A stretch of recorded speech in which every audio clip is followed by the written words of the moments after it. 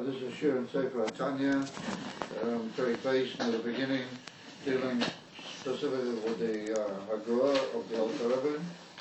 That's the observation at the side. And the Shir is taking place on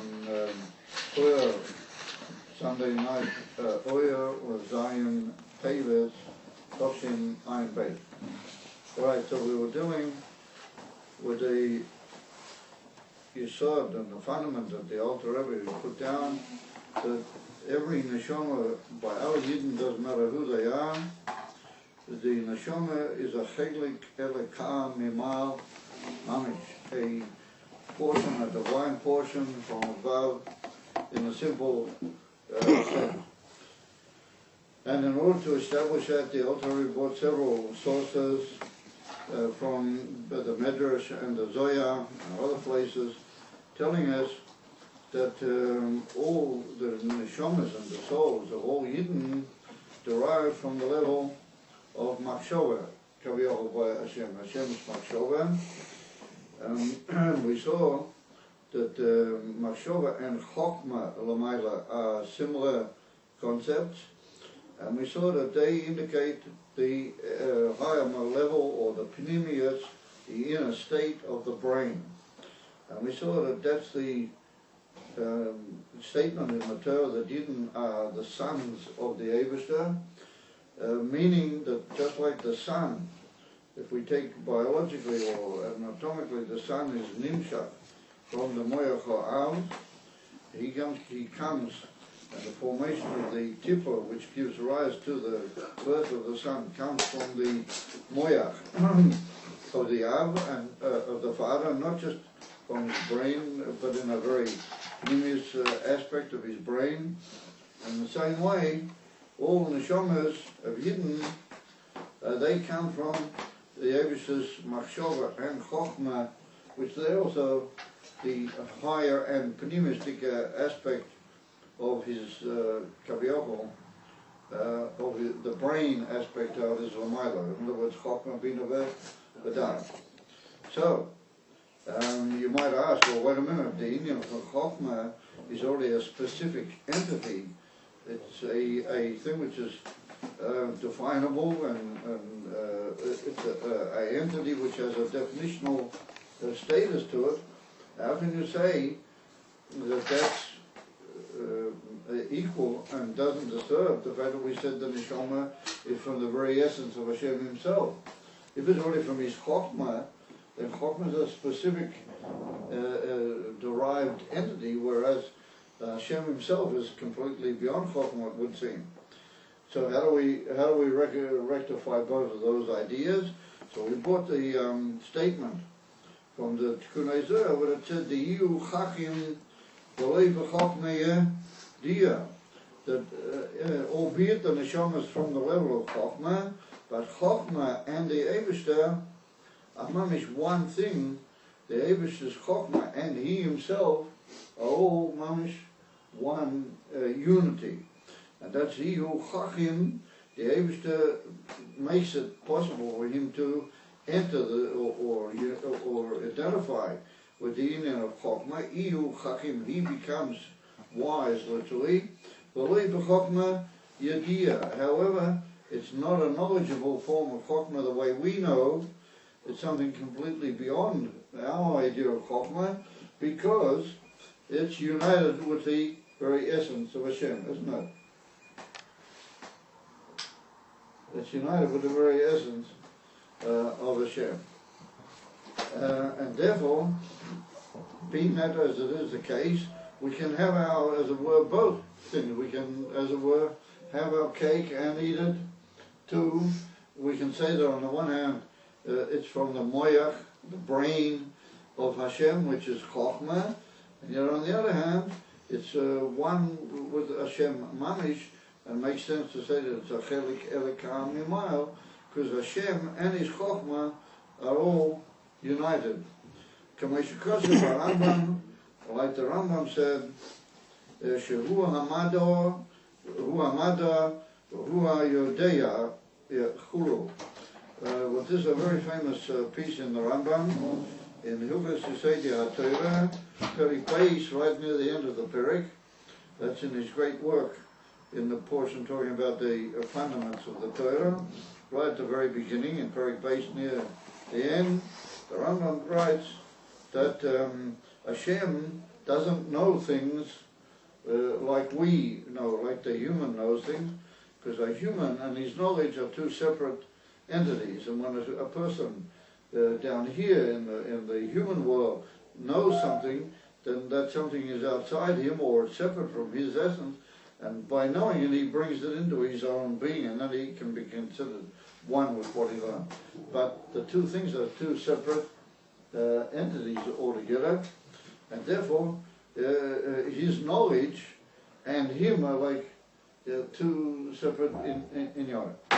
But we can't very well say that Lamayla by Hashem in reference to godliness, because if we were to say that his knowledge and himself are separate, or in any way they represent two different forces, then, says the Rambam, you are causing there to be a multiplicity in the very essence of Hashem. And he says that the very essence of Hashem is one simple, absolute unity from all possible aspects. And therefore he said that the Eibishter, just by being what he is, he knows everything. In other words, that the Eibishter never began knowing, and he's not going to finish knowing. He's always known. In other words, all the things in the world and all that's happening in the history of man from the very beginning till the very end, it was all there. And the Eibishter, just by way of definition, that he, just like he knows himself, and he's aware of his own self, he's aware automatically of all the things in all the elements, right from the beginning of all the elements to the end, and that's also in time, wherever time is applicable. In the lower elements, Hashem knows everything purely like he knows himself. He automatically knows everything. So the Rambam says that if that's the case, we have to say that there's three aspects or 3 points which are all one in the Eibishter, and they all unite together with his absolute unity, and they don't disturb in any way his unity. And that's what he says, Hu ha-yoidea, the Aram is the one that knows, the Eibishter is the one that knows, Hu ha-yedua, he's also the thing that is known. You can't say the thing that is known is outside him, it's also part of him. Hu amado atzmo, and what links a knower and a known together is knowledge. That there's such a thing as knowledge links the two things together. So he says the Eibishter is also that knowledge. Hu ha-yodea, hu ha-yedua, hu amado atzmo. That's what he writes over. And then he follows the Rambam by saying that that is not something which a person has the ability to say, and he doesn't have the ability to understand it, and it's not something which he can in any way explain in a clear way to himself or to anybody. It's something beyond knowledge, how Hashem can be so one that he is the one that knows, he is the known, and he is the knowledge itself, and that's all one, and that the whole brief and all of its aspects is known in Hashem by his own knowledge of his own self. He said that we have no, the Rambam says there's no human possibility to grasp that. That is something which is completely beyond human knowledge, but that happens to be the case.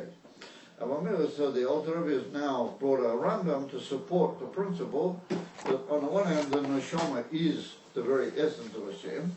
On the other hand, we said that Hashem comes from the brain, which is Chokhmah. Chokhmah and Hashem seem to be two separate things. He said, oh no, they're not.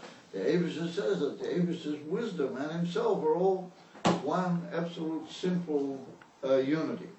So that immediately arouses in the mind of the intelligent reader the question, how can that be? How can you say that something which is a describable entity like Deor or Das, Yoidea, Yedua, Chokhmah, which we're for the time being, we're equalizing Chokhmah with the word Deor, how can you say that that's absolutely united with Hashem's essence? Hashem is, in his essence, he's absolutely without limit, and without any definable aspect to him whatsoever. He's beyond completely and utterly any definable aspect. So how can you say that a detail, and Hashem who is beyond detail, he's absolute beligvul, and absolute unlimitedness, how can you say that he and a detailed aspect are all one? That's, how do you call it, a contradiction in its very essence, to say a thing like that. So that's why there's a little now asterisk alongside the word Rambam, and now the Alter Rebbe is going to try and explain how we can nonetheless settle this problem.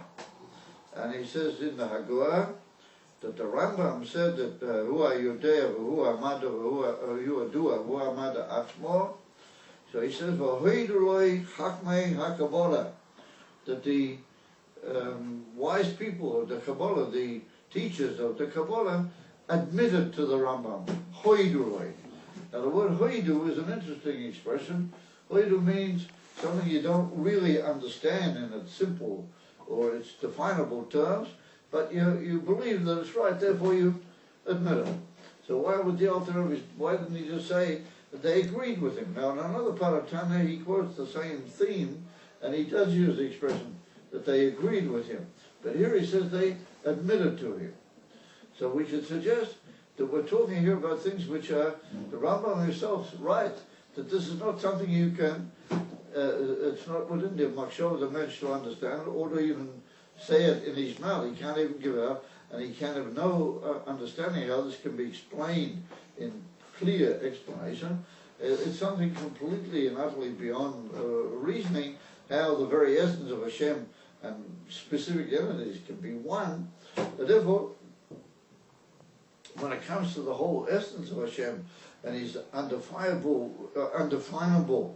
unlimitedness, then all he can do is agree.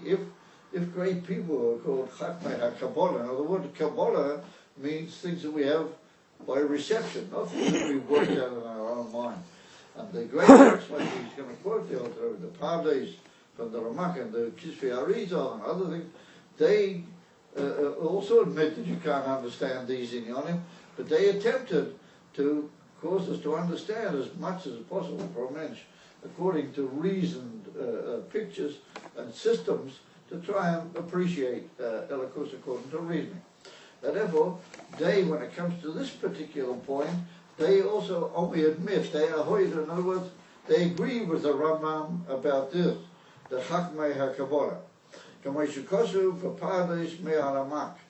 it's written in a great work which was written by the Rabbeinu Moshe Kodavira. Ramak is Rabbeinu Moshe Kodavira, and he was prior to the Arizal in time.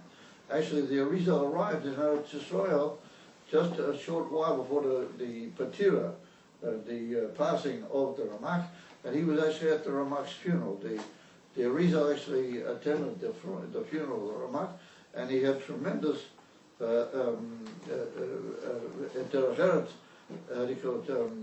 respect, unbelievable respect for the Ramak, and he even remarked on certain occasions that he considered himself a Talmud of the Ramak, the Arizal. In other words, the Ramak was an unbelievable great person. Now this Sefer, the Sefer HaPardes, well, that's his big general work, something similar to the Eitz Chaim, of the Arizal, very big, complicated work in all the systems of the Kabbalah, according to him. Now it can all be explained from the highest points right down to the lowest and so on. So in the one of the chapters of the Pardes agrees with the Rambam that we have to say that the Eibusha and his Das are all one. So how does the Ramak get to that? The Ramak says that, well, maybe we should make a brief introductory remark that the Ramak, he didn't know, or when we say he didn't know, but he never mentions the secret of the Tzimtzum. The whole concept of the Tzimtzum and certain other things which occur in the Arizal, the Ramak never mentions them. In other words, that the Ramak is faced with a difficulty that how do you get from the very essence of Hashem too detailed creation and things of that nature, what we explained in our previous class, the Arizal answers that by the concept of Tzimtzum. But if we don't have the concept of Tzimtzum, then we have to sort of explain the derivation from the very simplicity of Hashem's essence. How do we get to the details of the creation? So therefore the Ramak says that there's what's called a Mareches, what he calls a Mareches Elokus, that's 10 spheres, and that these 10 spheres are continuously there, and they exist, and they're a sort of a media through which Hashem sends all of his things down into the whole creation. And he calls the spheres Atzmos V'Kelim. In many parts of his Sefer he calls them Atzmos V'Kelim. Now Kelim means like vessels, limited entities. Atzmos doesn't mean the very essence of Hashem, but Atzmos means the divine light on his, from the Ramak's part, the divine light, and the divine light being similar as it is to Hashem, that somehow or other unites with the Kelim, and through that he brings the Kelim limit. However, the Rebbe the Tanya Ch got a famous also a Hagaah in one of his works in Derech Mitzvah Sefer, in the Sefer Derech Mitzvah Sefer. And the Rebbe the Tanya Ch there points out that if you study carefully the Ramak, which is very complex and there's many chapters, when I say many chapters where he deals with this, but many chapters which deal with all these things, and to spotlight the main points in the Ramak is also quite a work. And the main point made by the Rebbe of Tanya Ch is that the Ramak talks about these Kelim, but these Kelim are not 100% clear where do they really come from. And if we're going to say that the Kelim were produced by Hashem in order that he should work through them, where did he produce them from, and how did he produce something which is like outside him, something which is separate from him? So, the Ramak would answer that the main thing that we're worried about here is the oil, the divine light, and the Kelim are just a medium through which Hashem brings that down. But where did these Kelim come from, and what are they? How can they be something limited? They tend to imply that once again that we're just going back to the same old problem. That how does Hashem deal with the ribui, or how, not so much how does he deal with it? How does he produce, and how does it come out of him such a limited thing, which are these Kelim? And he talks directly from the oil to the Kelim. So it's a little not clear what is the church of these Kelim. And if we say that they're there, then they're a medium through which Hashem is going to. It's a form of, how do you call it, a medium, emtoi, a middle point in Hashem himself, which is a little bit not clear where that come from. And therefore, we're going to see the Arizal puts a much more delicate but convincing, as you might call it, case for the whole thing. In other words, that the Ramak, with these two inyanim of Atzmos V'Kelim, he feels that he is agreeing with the Rambam. V'gam lefi Kabbalas ha'Arizal Yetziva Milsa. He said, and also according to the Kabbalah of the Arizal, when he followed the Ramak, as we pointed out, Yetziva Milsa, the inyan is very supportable, and it was very easy to substantiate. Yetziva Milsa, the matter stands clear. There's an expression in Aramic, Yetziva Milsa, it is a clear built idea. Beside in the secret of his slapshas, of the entrance and the enclothingment of Oyer Ein Sof, the infinite divine light, Baruch Hu, al yedei tzimtzumim rabim v'kelim dechabad datzilut. That we can say that Hashem is one with his Chokhmah, with his Das, through a tremendous tzimtzum, or series of tzimtzumim, reductions and, how would we call tzimtzum? Reductions and retractions, many of them, and these retractions, they lead to an entrance and an enclothing of a divine light in the Kelim of Chokhmah Bina Das of Elam Ha'at Tzilos. In other words, the Olam Atzilus is the first Olam where we have Kalim according to the Rizal. Begoloi, we have them in higher levels, but they're not noticeable. And even there they only came about through Tzimtzum also. And therefore for them to become in Atzilus recognizable the way they are, Tzimtzumim Rabim, more than one Tzimtzum, but a lot of other derived and detailed Tzimtzumim. Before you have Oyer, Ein Sof, it's a divine light and an infinite light, which still remains divine and still remains infinite, also infinite, but it remains infinite, and it's still Ein Sof, but it's been reduced enough that it can enclose itself, be slapshes, Oyer Ein Sof, in Chochmah Bina Das of Atzilus. So in other words, if we look at this principle, then we have both Ur Ein Sof, and the Ur comes from Hashem, and it's united to the very essence of Hashem. However, Chochmah Bina V'das are these Kelim, and they already represent a specific entity. But through Tzimtzum, through reduction of Hashem, He's able to join together and become one with these Kelim. And through that we can say that He is one with His Chochmah, only through this reduction and retraction called Tzimtzum. Now, that's what the Arizal has answered, that through Olam Atzilus we can talk about a union of Hashem with a specific entity, a definable entity called Chochmah.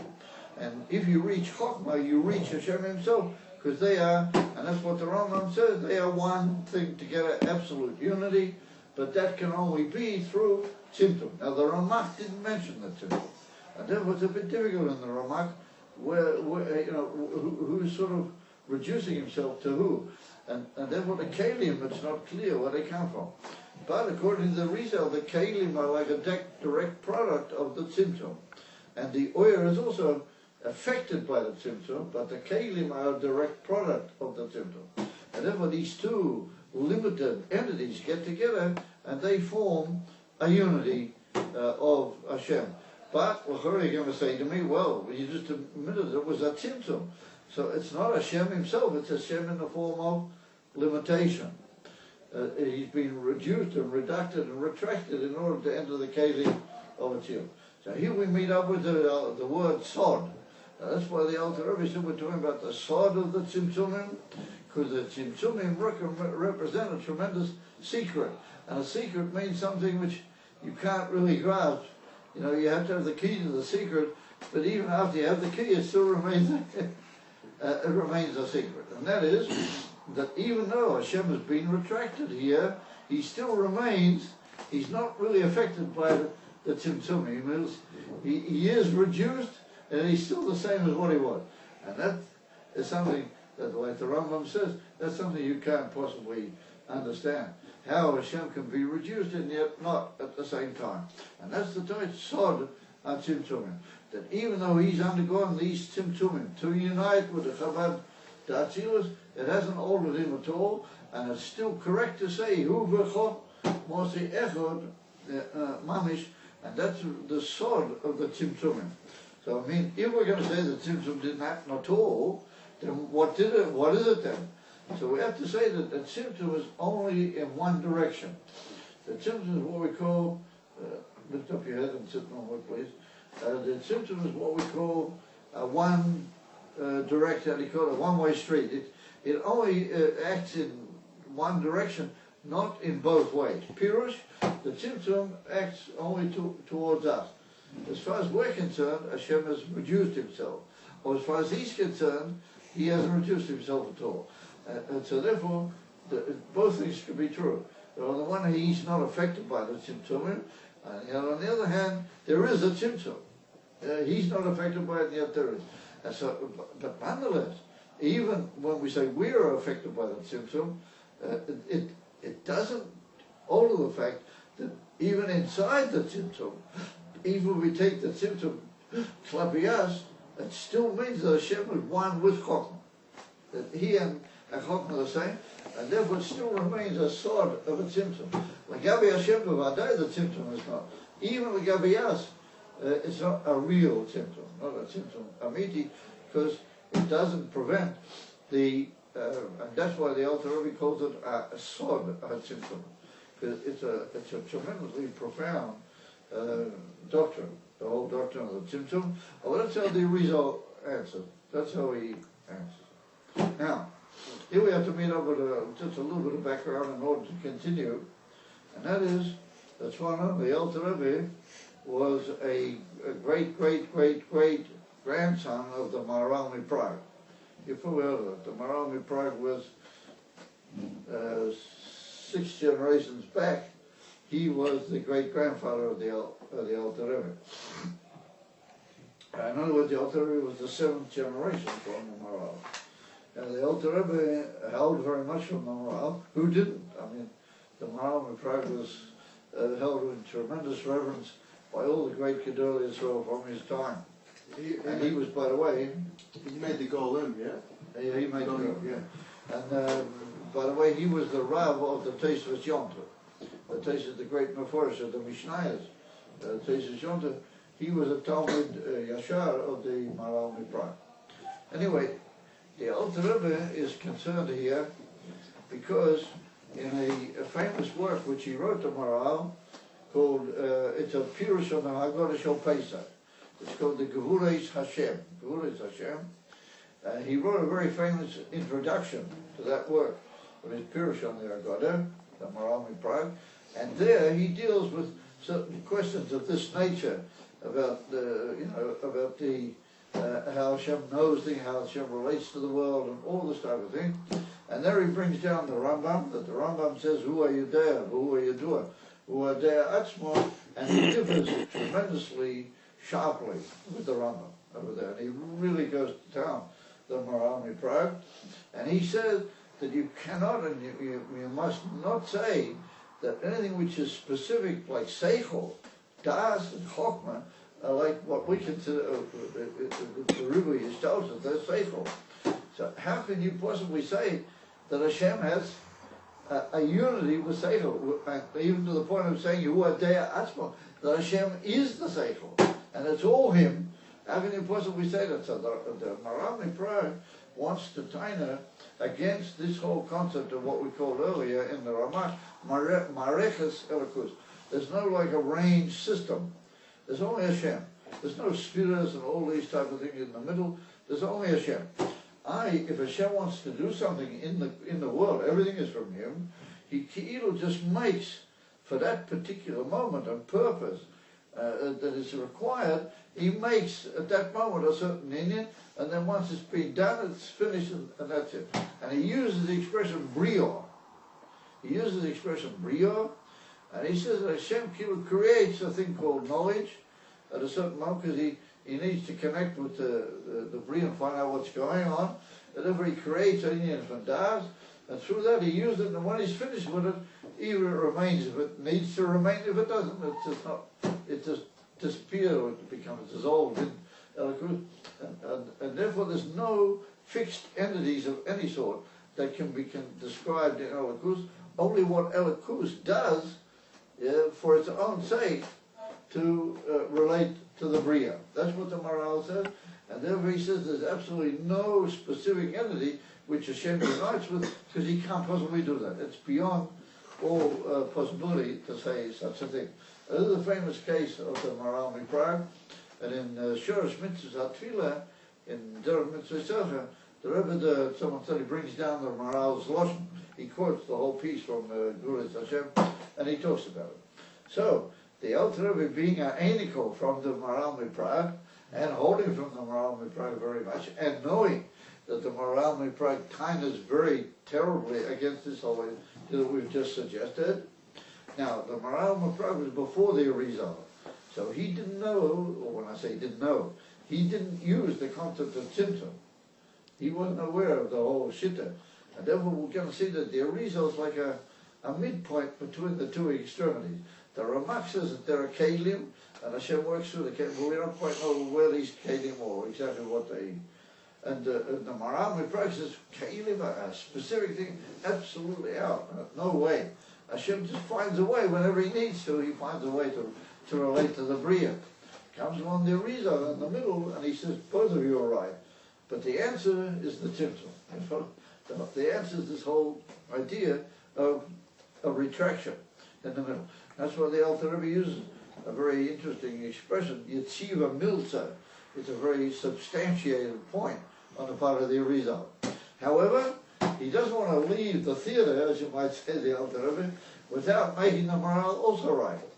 The morale is also right that there's no Mareka Selikus, there's no specific entities and everything also. But where?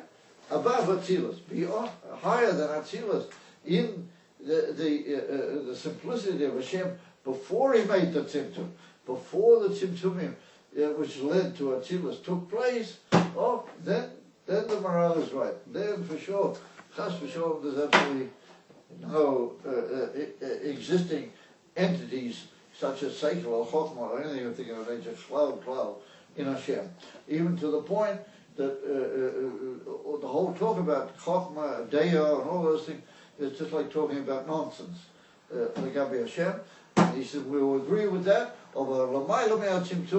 and beyond the whole concept of Tzilus, then the morale is right. If remember the morale is right, the Ramak is right, the Arizal is absolutely right. The Arizal is seen as being amazingly genius of the concept of the Tzimtzum in the middle. And that's what he says now. Ach, now Ach is like a turning point. The word Ach in Rosh Kodesh always means we turn heavenly. And that's one thing you got to learn, my boy. You have to learn one thing.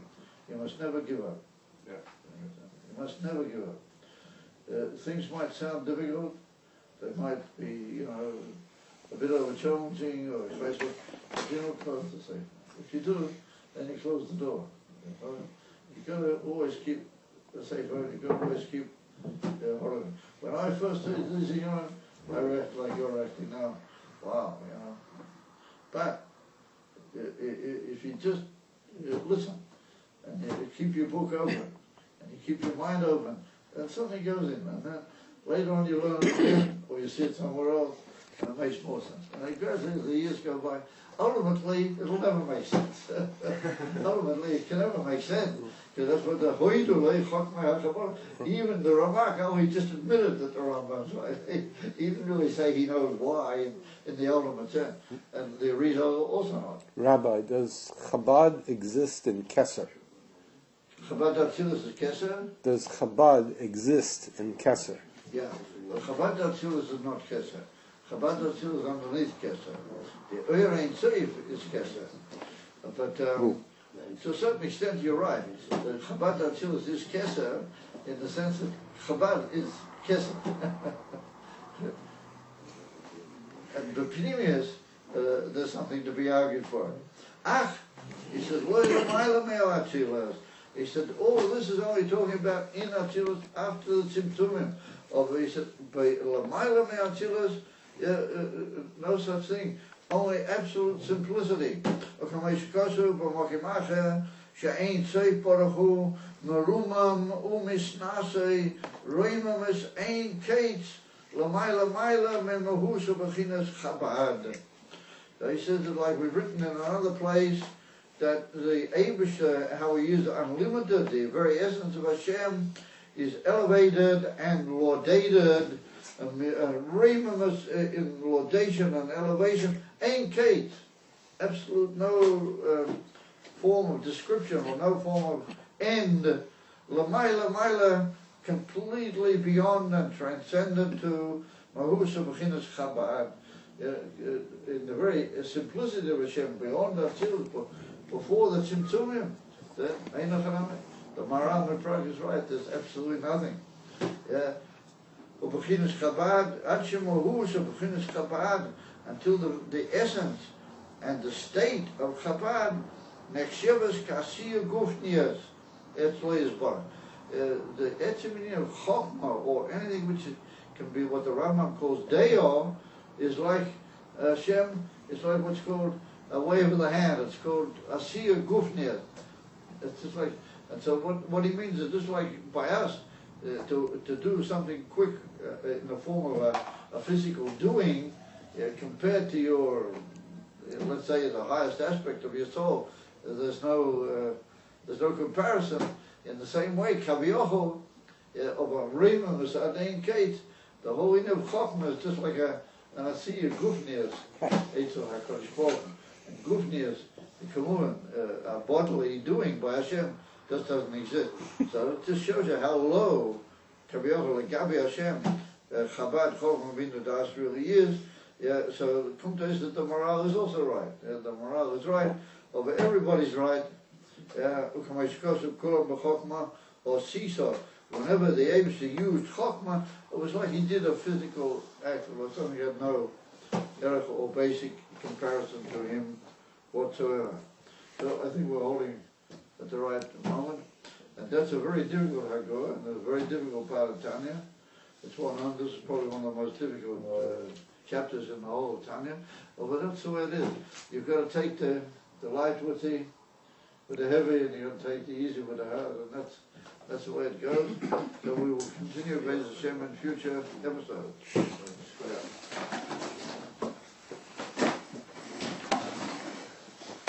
Minyan.